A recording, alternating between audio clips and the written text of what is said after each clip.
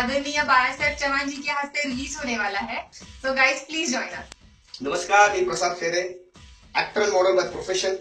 येत्या 26 तारखेला रिपब्लिकन पार्टीचे अध्यक्ष, पुणे शहरचे अध्यक्ष आदरणीय बाळासाहेब चव्हाण यांच्या वाढदिवसानिमित्त आम्ही धानोरी इथे येणार आहोत आणि त्याचप्रमाणे इमॅन्युअल सुपेकर यांची दिग्दर्शित हिंदी चित्रपट हिजडा कौन यांचाही पोस्टर लॉन्च होणार आहे आणि तेही आपले लाडके मामा बाळासाहेब चव्हाण यांच्या हस्ते।